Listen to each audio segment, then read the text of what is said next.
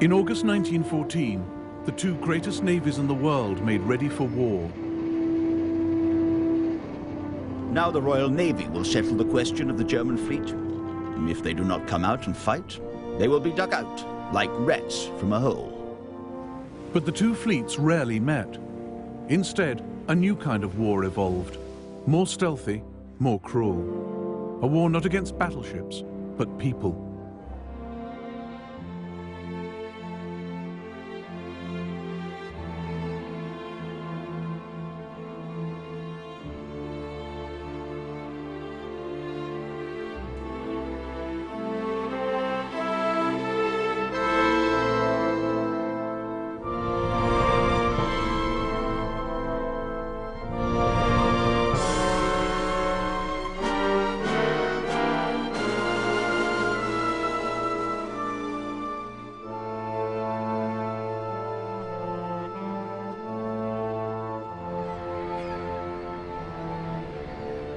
The world's capital ships in 1914 were the products of a Cold War.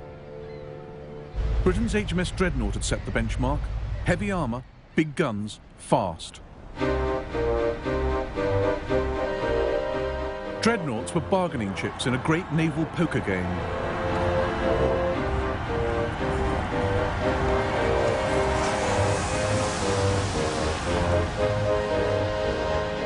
Germany had 13 and 7 building, Austria-Hungary 3, America 10, Britain 20.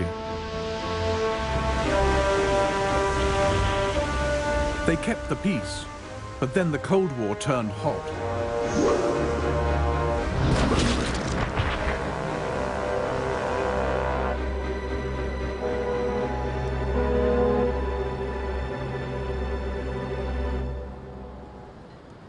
Britain and Germany were the main opponents, staring each other down across the North Sea.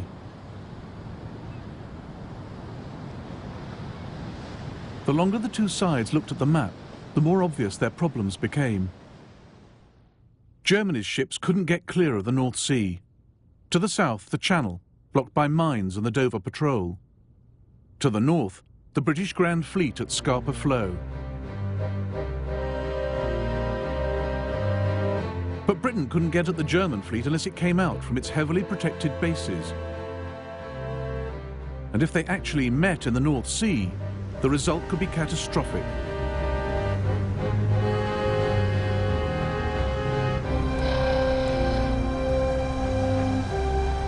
The sight everyone feared.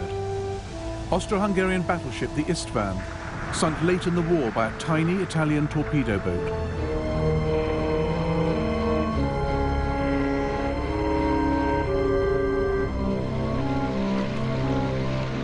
In 1914, the German Navy believed torpedoes and submarines might tip the balance their way. A hit-and-run war with little history and no rules.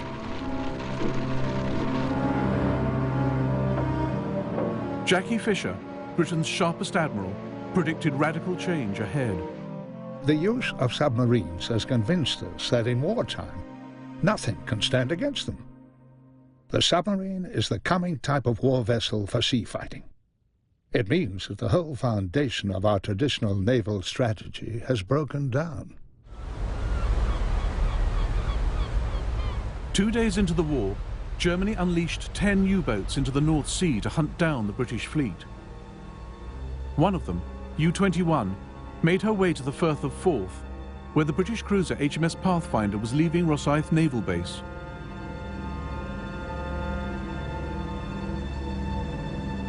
U-21 sunk her with a single torpedo.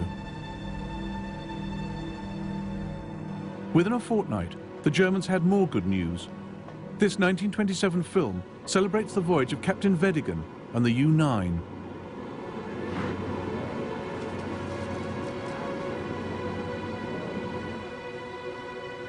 Through my prismatic glasses, I noticed a small masthead coming into view near the Mars lightship. It looked like the mast of a warship. Could this be the first sight of the enemy that we were to have during the war? The U-9 had found the British cruisers Hogue, Aboukir and Cressy on patrol off the Dutch coast.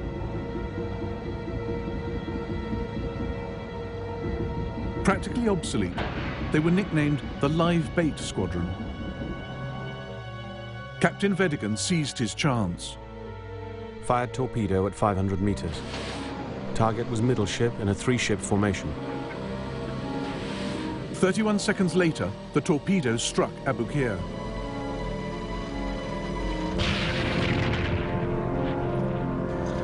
On board was Kit Musgrave. We were woken by a terrific crash, and the whole ship shook, and all the crockery in the pantry fell. Then Cressy and Hogue arrived and let down their boats. The Abu Qir went down suddenly, and we slid down her side into the water. Musgrave jumped into the North Sea and became the only man in the war to be sunk on 3 ships within 1 hour. I swam to the Hogue and was just going on board when she was struck and sank in 3 minutes. I then swam onto the Cressy and was hauled up the side with a rope. But she was struck also, and we sank. Georg von Müller was chief of Germany's Imperial Naval Cabinet. On our return from the morning ride, the first news of the successful torpedo attack by the U-9 on 3 English cruisers. We are all delighted, and the Kaiser is in 7th heaven.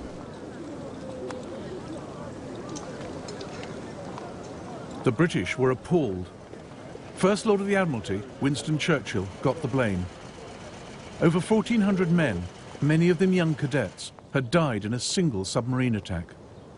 Winston's war babies, they were called. British submarine Lieutenant Ronald Trevor wrote to his parents. The news tonight is sad, but what we submariners have been expecting for weeks. The Commodore has repeatedly warned the Admiralty that those ships ought not to patrol the North Sea. What has happened is exactly what we predicted. Ships stand by to rescue the sinking one's crew, then the submarine gets 2 sitting shots. Commander-in-Chief of the British Grand Fleet was Admiral John Jellicoe.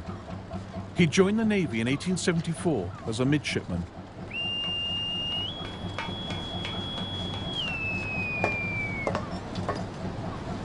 Known as Silent Jack, he was experienced, capable, and cautious.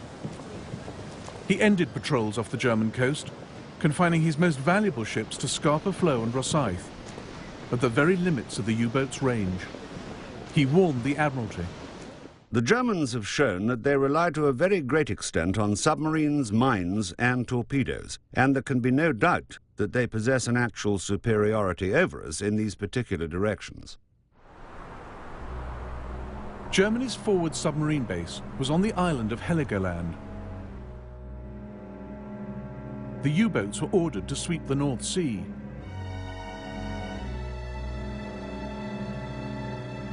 But the British had gone.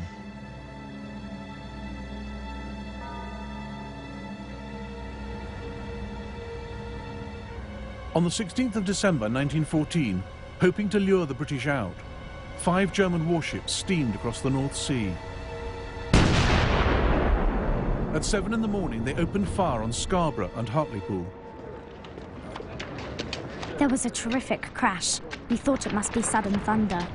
But when another crash came, we rushed to the window and saw a lot of smoke and cried, "It's the Germans!" 2 of the wee girls hung on to me and said, "Are the Germans going to kill us?" 122 people died in the attack. It was the first time enemy warships had killed anyone on the British mainland in over a century. Jellicoe too had been thinking about attacking the enemy's homeland, but his weapon would not be a hit-and-miss naval bombardment, but a blockade, tight as a drum and lethal. What we have to do is starve and cripple Germany. The destruction of the German fleet is a means to an end, and not an end in itself.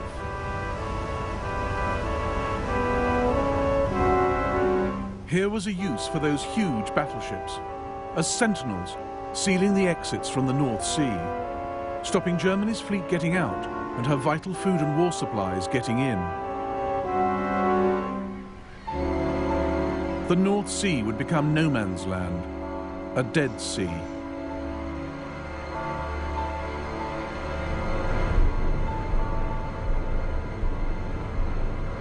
Jellicoe was helped by an invention more important than dreadnoughts or even submarines: wireless. Every day, every German ship radioed its position back to fleet headquarters at Wilhelmshaven.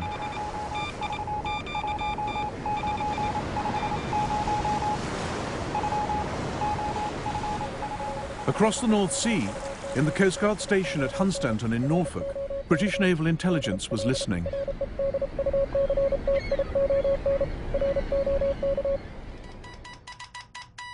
The German messages were passed on to a group of codebreakers working in one of Britain's most secret departments, Room 40, deep in the heart of the Admiralty Old Building.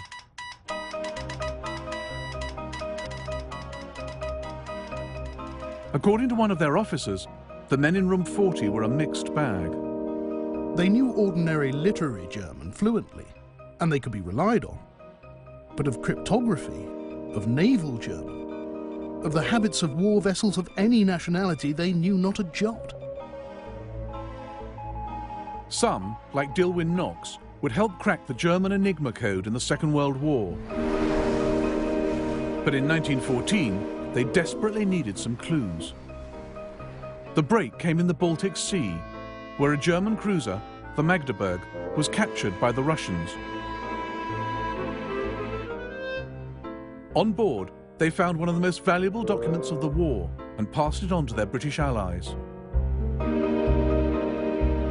This is the Magdeburg's codebook. It allowed the men in Room 40 to read nearly everything the German Navy was planning.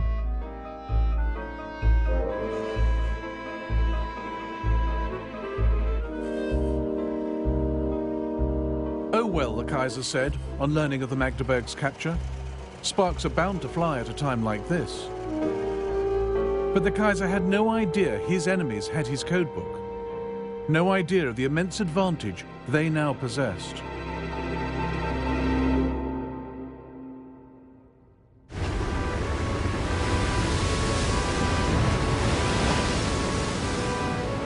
Britain's sea strategy in the First World War was simple: to isolate and starve her enemies.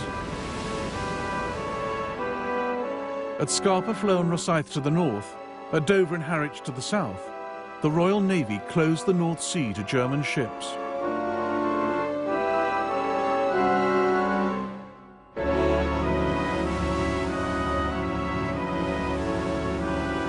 The blockade was a brutal vision, brainchild of Maurice Hankey of the Committee of Imperial Defence. My belief in sea power amounted almost to a religion. The Germans, like Napoleon, might overrun the continent. This might prolong the war, but could not affect the final issue, which would be decided by economic pressure. The Director of Naval Intelligence agreed. Grass would sooner or later grow in the streets of Hamburg, and widespread death and ruin would soon be inflicted. Germany began the war with a merchant fleet of nearly 4 million tons. Within months, she lost a quarter of her ships, seized in harbours, or caught making a dash into the no-man's land of the North Sea. Lloyd's of London kept a log of every vessel sunk. Their records show that on one day alone, the 8th of August 1914, Germany lost 41 ships.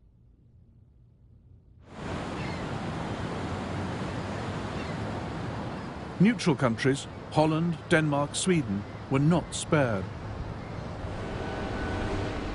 Germany depended on ports like Rotterdam for grain and raw materials, so Britain forced neutral ships to submit to the blockade.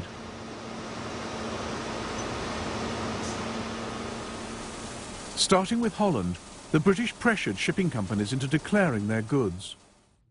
In every country, she built up a network of agents. They tracked ships coming and going. Who was sending what, where? Any ship could be stopped. Any found with banned supplies for Germany had its cargo seized. Within weeks, the German government started to ration food. Caroline Ethel Cooper was an Australian stranded in Leipzig since the start of the war. Every week, she wrote to her sister in Adelaide. My dear Emmy, the government has seized the whole bread, flour and meal supply of the country. We are allowed only 4 pounds of bread and can only buy 1 pound of white flour at a time. Now that the war against neutral ships and food supply has begun, prices rise every week. Sailors like Richard Stumpf were stuck in harbour, frustrated and hungry. 2nd of April 1916. We spend most of our time worrying about our bellies. Even the officers are embittered and dissatisfied.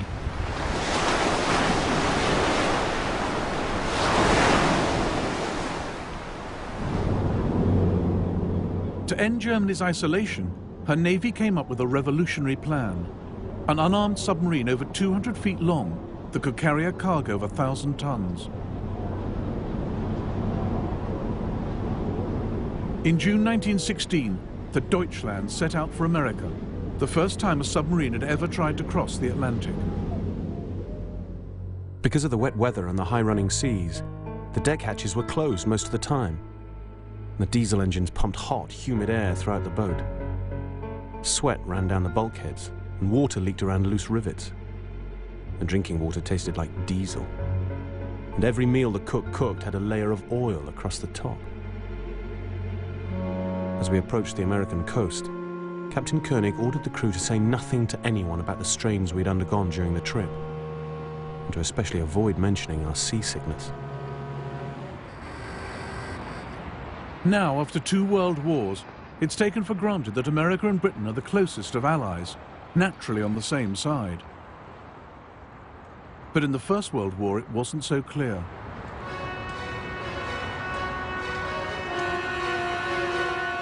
"8 million Americans had German parents or grandparents. 4.5 million were of Irish descent.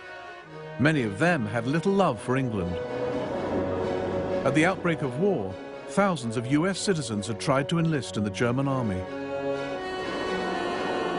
And America was enjoying a massive economic boom.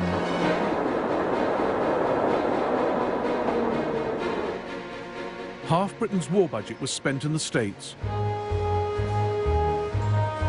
Companies like Bethlehem Steel were swamped with orders.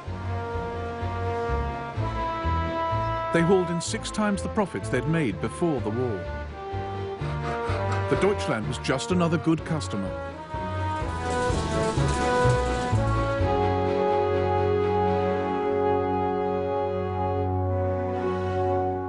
Her brave Atlantic crossing, dodging Royal Navy warships, became a rallying point for anyone who had suffered from the British blockade.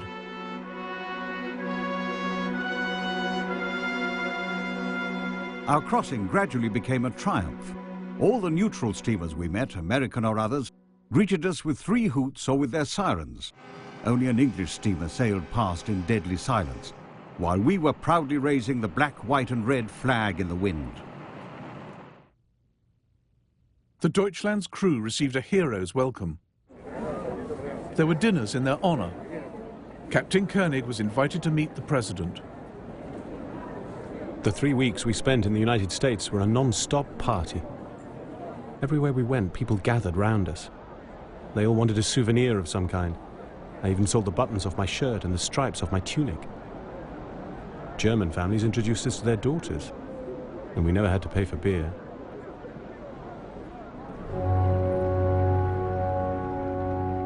The Deutschland returned to Germany with a vital cargo of nickel and rubber. The help it gave the economy was nothing compared with the boost to German morale, as even Caroline Ethel Cooper had to admit. The town is flagged today because the Deutschlanders got safely back. The sight of those red, white and black flags always makes me sick, but I'm glad she got across all the same. It was a sporting run. But the Deutschland was too small to break the blockade. In Germany and Austria, there were not enough people to work the land, and too many officials trying to ration what food there was. The situation with the hunger and queues is turning nasty. People wait for potatoes in their hundreds, 4 deep, from 4 in the morning until the afternoon. Every morning there are queues lined with armchairs and cushions upon which people sit and sleep. The shortages worsened after the terrible harvest of 1916. The Germans called it the turnip winter. Many had nothing to eat but cattle fodder. There were 50 food riots that year. Oh, what days of terror. Everything's in turmoil. There was havoc in town last night. The window panes were smashed in at Café Kaiserhof. Angry crowds were shouting outside bakeries and inns.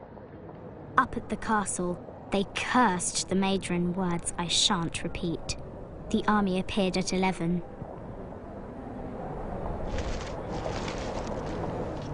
It's horribly cold, and because the rolling stock has all been taken for the war effort, there is an extreme shortage of coal.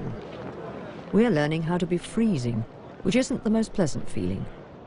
Schools, theatres and cinemas have all been closed until further notice because of the lack of coal.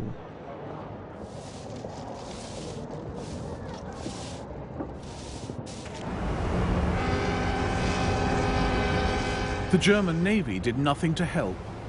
Even if large parts of our battle fleet were lying at the bottom of the sea, it would have accomplished more than it does now, lying well preserved in our ports. At Wilhelmshaven, people wrote graffiti on the walls. Dear fatherland, you may rest assured. The fleet's in harbour, safely moored. Admiral Reinhard Scheer had been ordered not to risk his ships against the full British fleet. But by mid-1916, the pressure to do something was intense.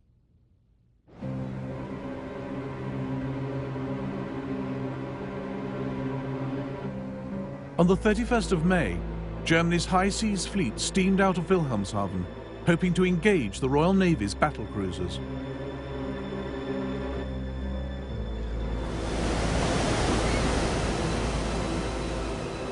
But the British were one jump ahead.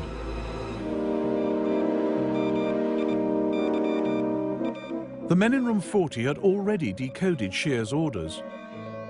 3 hours before the Germans had even left harbour, the entire British Grand Fleet was on its way to intercept them. Now the world would get the great sea battle it had been waiting for, Jutland.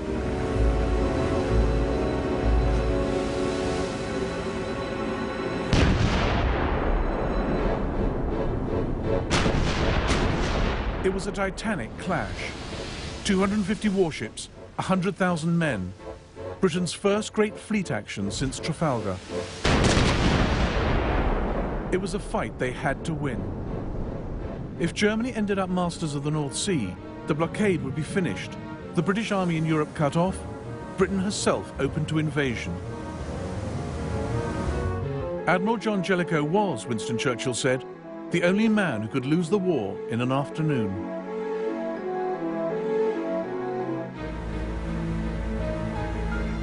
Less well armoured than Germany's, Britain's ships preferred to fight at very long range. But at Jutland, the range was just 5 miles. We fired very slowly, with deliberation, while the Kaiser-class ships in front of us shot like mad. Now the English were in an unfavourable position.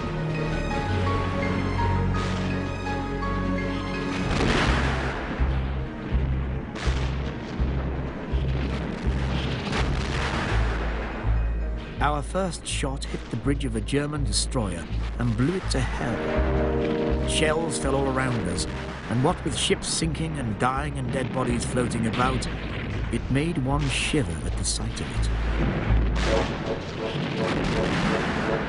At 4:30 p.m, the battlecruiser Queen Mary was hit by a shell which exploded in the ship's magazine. A horrible sight it was. First, an enormous height of dull red flame, followed by a great mass of black smoke, amongst which was the wreckage thrown in all directions. The blast was tremendous. Admiral Beatty watched from HMS Lion. There seems to be something wrong with our bloody ships today. About 7 o'clock, we passed the wreck of a large ship, which at that time we hoped was a German, but later learned was one of ours. She was broken right in two. The bow and stern were sticking up about 50 feet and quite independent. But the British had the Germans outgunned and outnumbered. As evening fell, the German fleet broke off the action. We were in a regular death trap. There was only one way to escape the unfavorable tactical situation. Turn the line about and withdraw on the opposite course. We had to get out of this dangerous enemy envelopment. To silent Jack Jellicoe, peering through the fog of battle, it didn't look as though the Germans were running for home, but lulling the British into a trap. If the enemy battle fleet were to turn away from an advancing fleet, I should assume that the intention was to lead us over mines and submarines.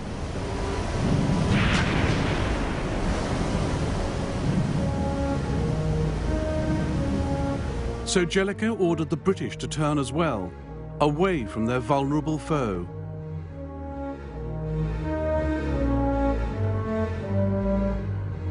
As night fell on the 31st of May 1916, the men in Room 40 tracked the retreating German fleet. They passed its positions on to the Royal Navy, giving Jellicoe a last chance to finish the Germans off. But the Royal Navy failed to catch them, and the German fleet made it home. During the night, telegrams arrived giving the estimated losses of the English, which are 2 to 3 in our favour. The Kaiser was therefore able to announce at breakfast, "We have won a great victory in the North Sea."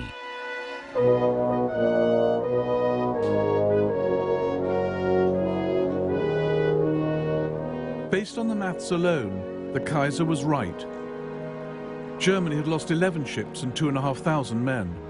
Britain 14 ships and 6,000 men. But that wasn't the point. The Kaiser's battleships were back in harbour and stayed there till the end of the war. The British fleet still ruled the North Sea, ever more tightening the blockade.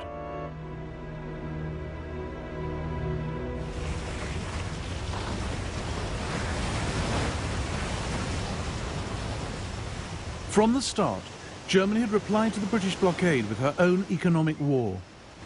She too tried to cripple the enemy by cutting off supplies. This light raider, the Merva, was one of the few surface ships Germany ever sent into the North Sea. Her target, not warships but cargo boats.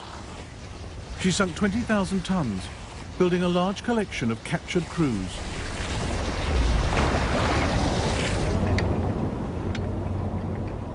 According to the English, we are in league with the devil and have acquired the Flying Dutchman. The captain of the Merva said recently, "You can imagine what a great moment it was when I had 8 English captains standing in front of me, and I could tell them all, this is the work of the German fleet."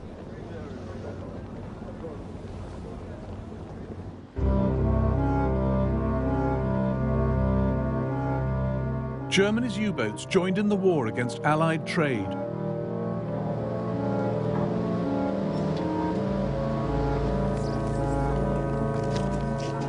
One British admiral was horrified. Submarines are underhand, unfair, and damned un-English.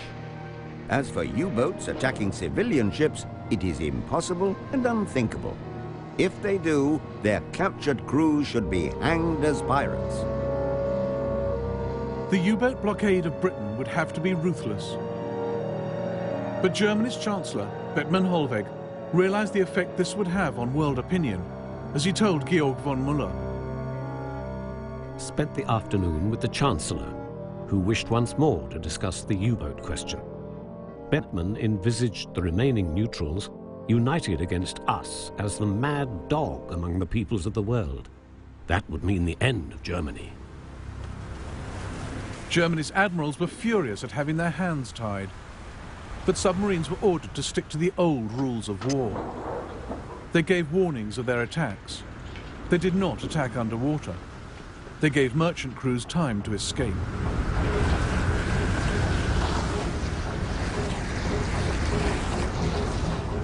German submarines sunk 250,000 tons in 1914. But Britain built new ships faster than the U-boats could sink them. Far from being choked by the German blockade, the British economy flourished. The British firm Vickers, with a workforce of 78,000, turned out guns, aeroplanes, battleships, and record profits. If Germany was trying to play fair, Britain wasn't. Q-ships looked like unarmed traders, but carried hidden guns. They looked like easy prey, but when submarines came close, the Q-ships uncovered their guns and attacked. To add to the deception, they often sailed under foreign flags. Lieutenant Heinrich Crompton, on the U-41, was caught by just such a trick. As the two ships came within 300 meters of each other, the steamer opened a heavy, accurate rifle fire from all along the railing, immediately joined by large caliber guns hidden fore and aft. The U-41 immediately returned 3 rounds from the forward gun, all hits to the hull. Throughout the action, the steamer continued to fly the American flag.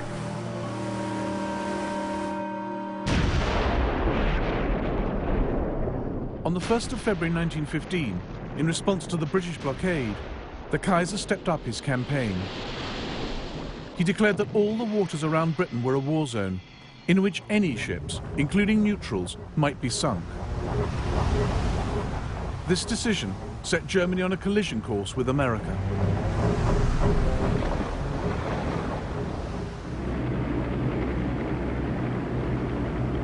The pride of the Cunard Line, the Lusitania, was the largest, most luxurious liner in the world. She could carry over 2,000 passengers. There was a ragtime dance written in her honor.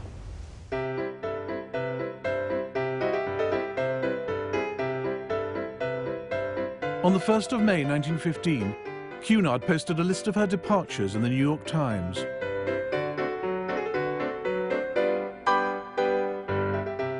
Next to it was an advertisement placed by the German ambassador. Those sailing to Britain, it said, did so at their own risk.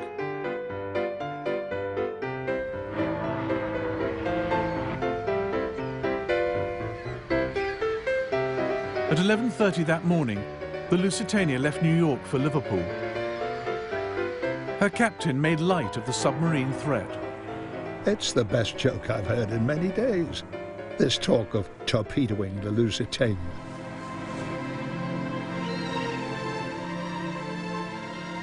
This is the last picture of her ever taken. The Lusitania sighted the Irish coast on the 7th of May. The lighthouse in the old Head of Kinsale was traditionally used by ships on the Atlantic run to get their bearings.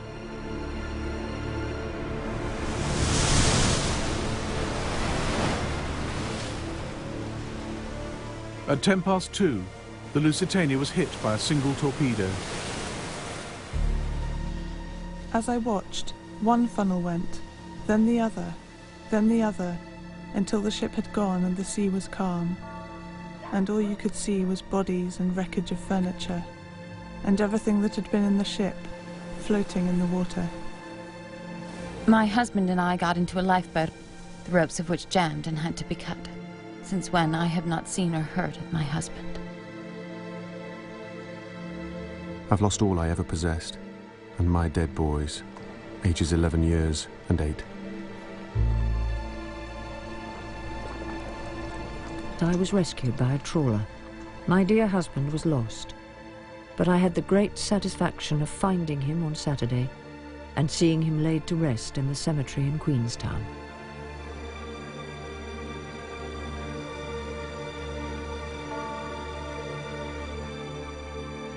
Police reports were sent to relatives to identify the bodies. 1,200 people died on the Lusitania, including 128 Americans.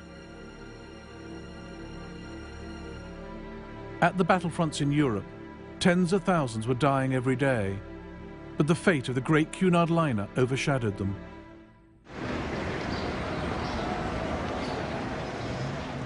It led to the most widespread anti-German riots of the war. In Liverpool, a newly arrived American joined the mob outside a German-owned shop. The crowd was muttering and growling and the shop was dark. but there were people upstairs, so I just picked up a brick and heaved it through the window. Then everyone took to shying them, and in a few minutes the place was a wreck. There were several policemen at the corner, and they just grinned. With the sinking of the Lusitania, Germany had crossed a line. The whole world hates us because we are conducting the war in such a brutal manner, and the brutality is increasing. I was at a party when the report of the torpedoing of the Lusitania arrived. I saw two officers' wives who, mad with joy, started to dance about the room. Don't forget, I said, that there were also women and children aboard. That doesn't matter, they said, and danced on. The more who go to the bottom, the better.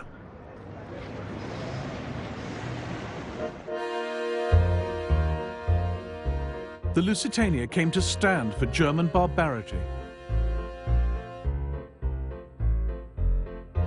Britain stirred the indignation with its own propaganda. Posters and even posed photographs rammed home what had happened. The German embassy in Washington received bomb threats. President Woodrow Wilson himself began to see Germany as the mad dog of the world. In God's name, how could any nation calling itself civilized do so horrible a thing?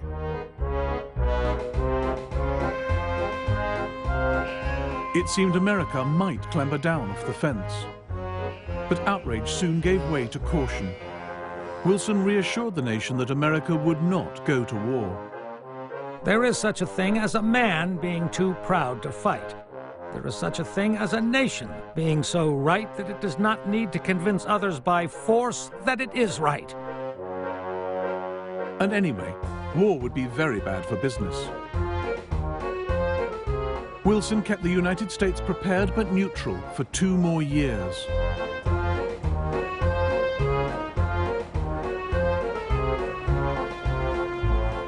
The sinking of the Lusitania was terrible, but that didn't seem reason enough to throw away more lives and profits by joining in a distant war.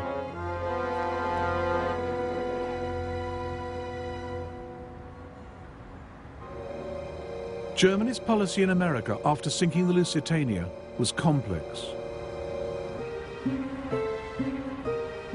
She kept her U-boats in check, but not her spies.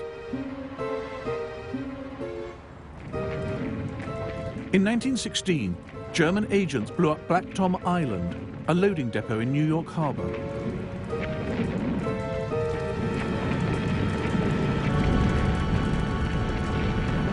It held 900 tons of ammunition destined for the Allies. Several thousand persons lined the seawall and acquired a real picture of what the firing line in the European war looks like. The water line was one mass of red glare.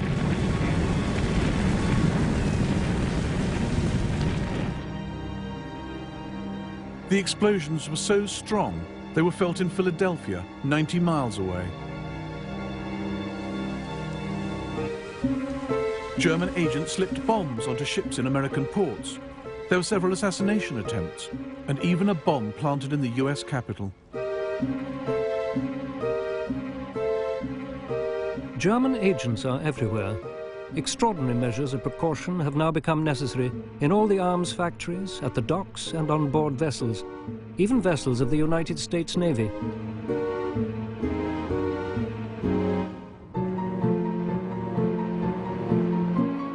Hard evidence tying Germany to espionage operations against America came from one of the spies himself. Heinrich Albert left his briefcase on New York's elevated railway. It held documents proving the German embassy was bankrolling the sabotage. 2 senior diplomats, including Franz von Papen, Hitler's future vice-chancellor, were expelled.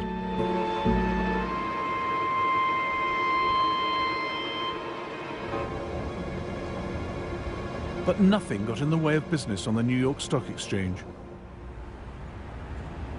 When Germany won a battle, Allied stocks fell. When Britain won, her shares rose. American investors were betting on the war. For British Cabinet Minister David Lloyd George, There was a direct connection between battle and bank. Success means credit. Financiers never hesitate to lend to a prosperous concern. France and Russia paid for the war by borrowing from Britain.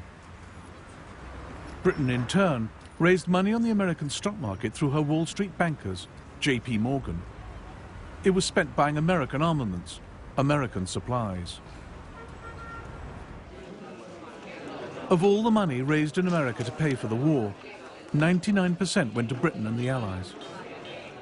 It was something that made many Germans wonder just how neutral America really was. 30th of January 1916. In financial circles, it is openly said that England has won the war already, and every day that it goes on after March can only make the ruin of Germany completer, no matter what her military successes may be. America lent so much that by the end of 1916, the central bank warned that people were betting too heavily on Britain. If the Allies lost, they might never get their money back. The mere thought that American cash might be backing the wrong side wiped $1 billion off Allied stocks in a week. Germany's generals felt the odds were stacking up against them. They grew impatient at hesitant politicians tying their hands. In view of the military situation, we must lose no time in adopting the measure of torpedoing armed enemy merchantmen without notice. The Entente are continuing the war with all the resources at their disposal.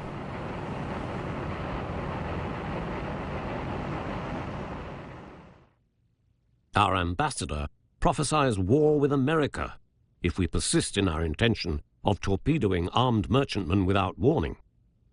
The Kaiser wrote in the margin of the report, "I do not care." The Kaiser didn't care because of some key German calculations. His generals gambled that if America joined the Allies, she would not have a decisive impact on the fighting in Europe until 1919. Long before then, the U-boat campaign would have brought Britain and France to their knees.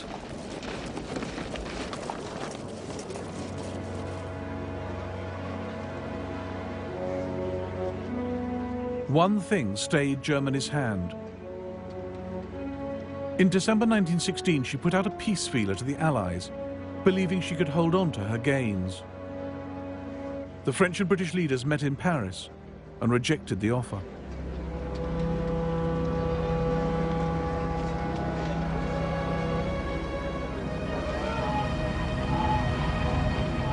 Germany now staked everything on a new submarine campaign. U-boats would sink all ships on sight without warning. February the 2nd is a special and uplifting day for us Germans, the beginning of the all-out submarine war. We are all holding our breaths and hoping that with this radical medicine, we will finally cure England of our arrogance and secure a quick peace, the terms of which we will dictate. In April 1917, Germany sunk over 800,000 tons, causing panic at the British Admiralty. But Germany didn't have enough U-boats to sustain the success, and Allied ships were getting better at protecting themselves. Merchant ships now travelled not singly, but in convoy, with more destroyers to protect them. Airships and aeroplanes scouted overhead, looking for the telltale signs of submarines lying in wait. 63 U-boats were sunk in 1917, 3 times the losses of the previous year.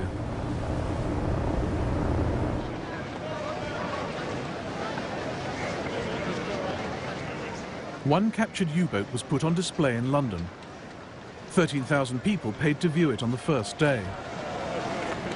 Its German sailors couldn't believe the contrast between the Allied home front and their own. We remained in Dover for 2.5 days, and we were plentifully supplied with food, drink and smokes, for you notice nothing of the war here. There are no wooden soles or bicycles with wooden tyres, and the butchers' shops have rows and rows of pigs hanging up. There is no prospect of starving England. I am glad, for the war is over for me. The second U-boat campaign was a double failure. It didn't deliver militarily. German submarines could not sink enough Allied ships to make a difference. And it was a diplomatic disaster, pushing America to the very brink of war.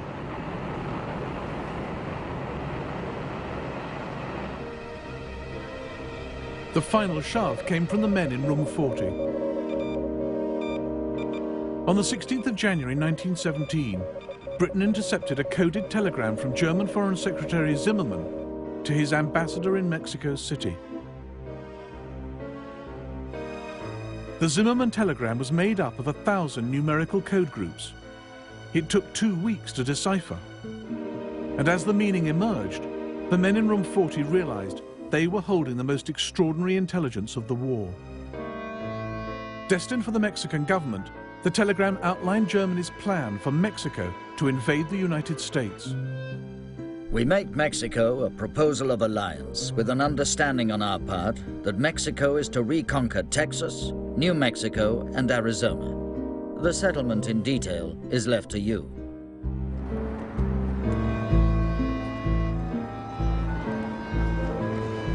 Zimmermann's scheme was harebrained. Mexico was in the middle of a revolution. US troops were already fighting bandits on the border. There was no way the Mexican government wanted more trouble. But Germany's proposal was a godsend to Britain. It was just what she needed to end America's neutrality. 2 weeks into the U-boat campaign, Britain called the US ambassador to the Foreign Office and passed over the Zimmermann telegram. It was, said Britain's Foreign Secretary, as dramatic a moment as I remember in all my life.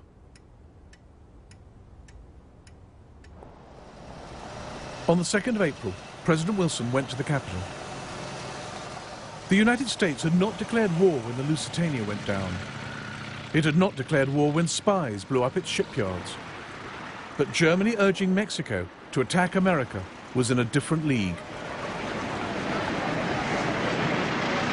On the 6th of April 1917, the United States declared war against Germany. 3,000 miles from home, an American army is fighting for you. Everything you hold worthwhile is at stake. Only the hardest blows can win against the enemy we are fighting. Invoking the spirit of our forefathers, the Army asks your unflinching support to the end that the high ideals for which America stands may endure upon the earth.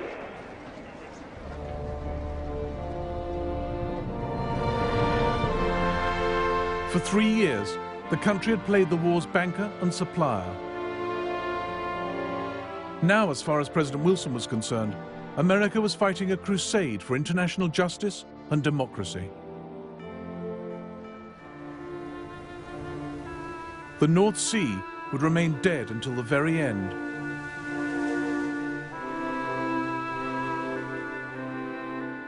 The Germans now set themselves a desperate task: to win the war before American troops arrived in force.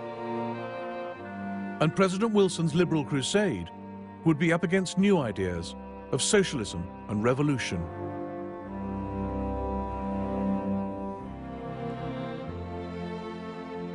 In the next episode of the First World War, German spies sow rebellion in Ireland and Russia, and French troops mutiny on the Western Front, a war against war itself.